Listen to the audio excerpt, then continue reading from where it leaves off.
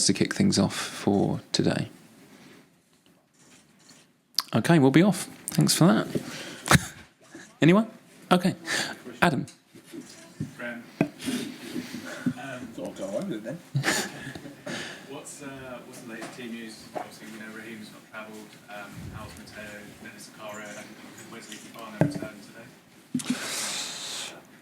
All the three are in the squad, so that's good. Like I said before, the previous game they were getting closer to minutes. The challenge for us obviously is to build them up and to make sure they're right from a game time perspective. But it's good that Wesley, Denis, and Mateo are with the group. Sammy. Right, just a question about you.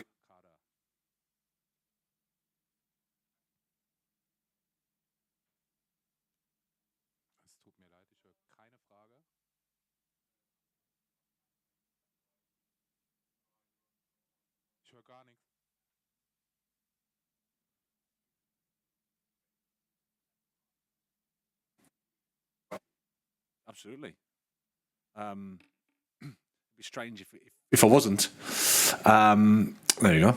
Because as you said, it's the knockout stage of the Champions League. The absolute, I would say, pinnacle in terms of the game. Great test. Playing against a fantastic club and a team in front of 80 odd thousand here. So wonderful occasion.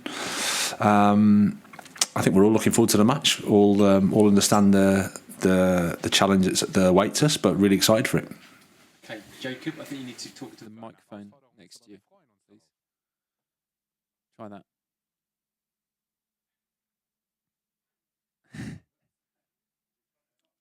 Press it once. Now There we go. Speak.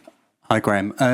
I know you're not on social media, but there's been some stuff floating around between Mudryk Cucurella and Mudryk from the weekend. Mudryk appeared to like and then unlike a meme that criticised Cucurella, and then there's a video floating around of him with a former teammate who says, "Do Chelsea need a new left back?" And he appears to say yes. I don't know if you're aware of anything that's gone on between the two, if there's a problem that you need to address, because there's just from Saturday's game where it looks like Cucurella doesn't sort of pick out Mudryk's runs, seems to sort of go inside instead of passing to him. Seems like there's maybe a disconnect between the two. Are you aware of anything you need to fix?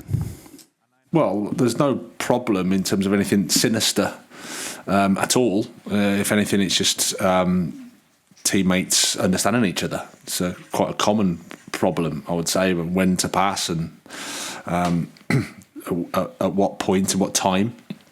Playing against the back five, West Ham make it difficult for you to access maybe the wide man's feet, and it's just an understanding of when to play in space or how to make the runs. I think it's just Misha's, I think that's his third game with us, so there's no problem. It's more just an understanding challenge, which is quite easy to understand when you understand when you recognise the context that we're in.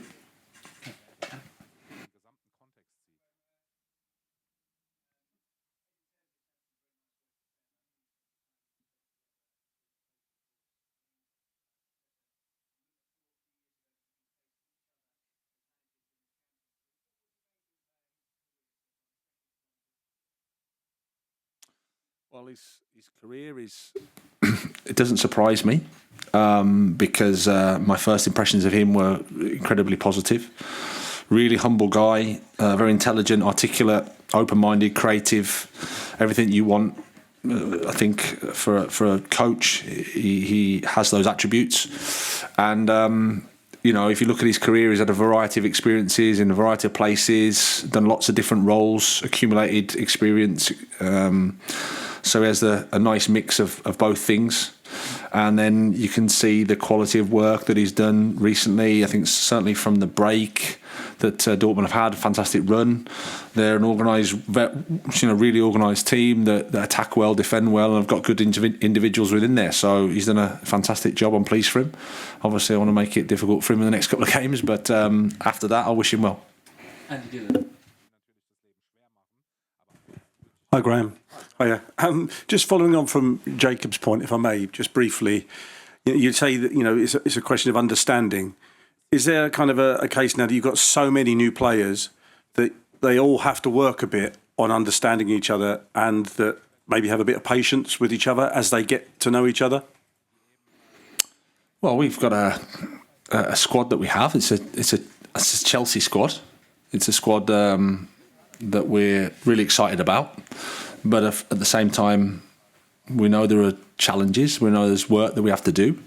And whenever you're forming a new group, if all of us just started to work together, we would have to take some time and we'd have to understand each other and understand what makes us tick and understand how we can help each other.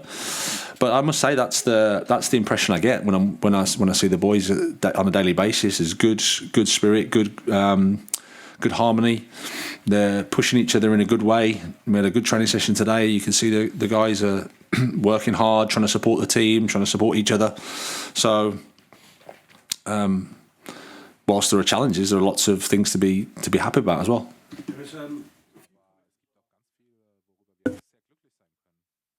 After the game on Saturday, that maybe you don't get angry enough as well about, particularly the handball at West Ham. And some quite senior ex-footballers were saying that you should have got angry about it. Firstly, I just wonder what your take is on that, and secondly, more interesting, just what does make you angry then? What's made you angry in the past year or so? Is there anything make you angry? Apart from these questions, I would say, well, I'm careful not to get into discussion with the media through the media. Of course I get angry. I'm a human being, just like you. It's just that I choose to conduct myself the way that I think is the right way to conduct myself on the side. I think the same media are talking about me being more angry and then running stories about problems with referees at grassroots football. I don't see the connection. That's not to say that we don't all lose our temper, because we do, because it's an emotional thing. But at the same time, I think I have a responsibility to myself, to Chelsea and to the game to act in the way that I think is the right thing for me. Not for anybody else, but for me. If you think that you can start a coaching career in the ninth tier of English football, in the Northern Counties, not the Prem, the Northern Counties Division 1, and get to this point now as in the Chelsea Champions League without getting angry or being nice, then I would suggest you don't know anything about anything. Okay. At the back there. Hello, Pote. Hi. Here, Marcelo Beckler from... Here, do you see me? Yeah. Marcelo Beckler from TNT Sports Brazil. After spending more money than 5 leagues together at the winter window, Chelsea spent more than La Liga, Bundesliga, Ligue 1, Serie A Italiana. Do you think that there is a bigger obligation to win champions and to win the Champions League, to win the Premier League? And also, if you can answer me, how can clubs with a small budget can compete with Chelsea on long term? Well, of course, there's more pressure and expectation that when you spend money, there is a 2 + 2 is 4, which is you should win. Thankfully, we know that football doesn't work exactly like that, because you need resources to win. Don't get me wrong, but I think you need more than that, and that's the challenge. That's the more than that money doesn't buy you. So you have to. That's where you have to do your work. My experience is that you have to align your resources very, very well. You have to understand the opportunities that you have and the strengths that you have, and maybe the way that you can compete against teams with more resources than you. But it can be done. Can a Brighton consistently win the Premier League 4 out of 5 times? No, probably not, I would say, because there's 95% of leagues are determined by finance, I would say. But at the same time, if you're not in those big ones, you want to be the 5% that's bucking the trend. And how you do that is, like I said, understand your idea, understand the opportunity that you have, and align whatever resources you have in a good way. It's like warfare. Sometimes the guerrilla warfare can win. You don't always have to have the big guns and the big ammo, but sometimes it helps as well. Okay, we're going to do two more, and then we've got the player coming in, Matt Law, and then Liam Toomey to finish. Matt. Hi, Graham. You're in the slightly unusual situation because of circumstance of having to leave quite a lot of first team players behind, players who've been playing for you recently and in the squad recently, as well as others who haven't been. I just wondered whether you've done anything special for them, whether a first team coach has maybe stayed behind so that they can work with first team coaches who might normally come on these trips, or whether you've had special chats with them or anything like that. No, I mean we trained today, so the players that are out of the group had a good training session. They'll be free tomorrow and watch the game, and then we're back so we can train on Thursday. So they don't miss too much in terms of their own preparation. They'll be available for Southampton and ready there. The guys the other players are still coming back from injury, so Raheem and NG and Christian Pulisic, and they'll just be working away back at Cobham. So it's just part of the challenge we have at the moment, but everybody's been absolutely fine. Last question, Liam Toomey. Hi, Graham. Hi. Back. Yeah, okay. Hi, Graham. I remember you said when you took the job that part of your adjustment would be getting to understand the players as people, the group of players that you'd walked into. Obviously, that group has changed a lot. In January, you've got not a lot of new players to work with. Do you feel that you've got a good understanding now of the new signings in terms of their personalities and what they bring to the group from that perspective? I would say yes and no. I think you need more than a couple of weeks to get to know somebody properly, especially someone like Enzo, for example, whose English is at the moment quite limited.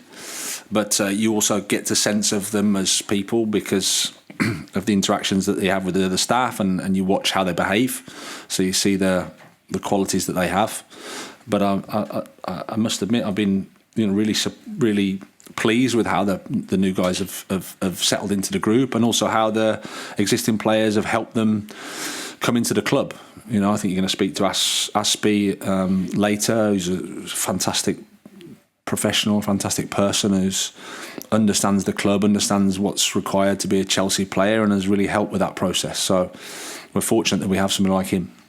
Okay, we'll leave it there. Thanks, everybody. Cheers, guys.